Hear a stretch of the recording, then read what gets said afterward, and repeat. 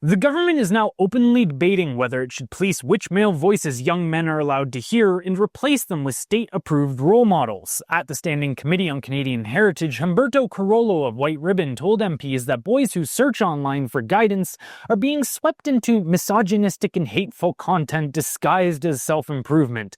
He warned that young men are falling prey in the absence of positive role models who teach them to shed, quote, harmful gender stereotypes and social norms that so many young men are pressured to live with and grow up believing in.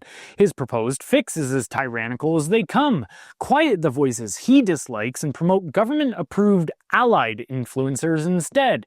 So, Humberto, consider this an open letter.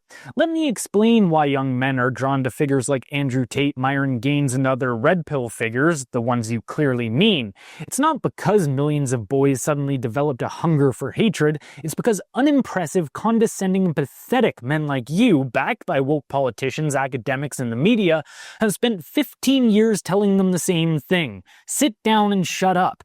The most virtuous thing a young man can do, you say, is erase himself. Step aside for women, trans people, and whoever wins the oppression sweepstakes that day. Every film, every policy, every news cycle reinforces one idea. He is a problem to be solved. You offered him no vision of who he can become, only a list of what he must never be.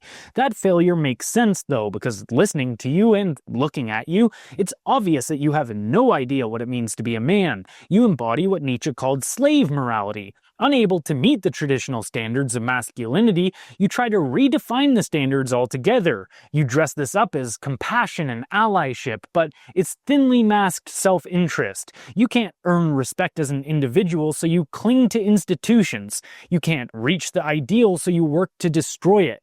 Evolutionary psychologists have a perfect term for men like you: sneaky. The male who mimics femininity in order to gain reproductive access that you couldn't win in an honest contest. Unable to be strong, you glorify weakness. Unable to be brave, you preach passivity. Unable to stand on your own, you build bureaucracies to silence anyone who outshines you. And here's the painful irony.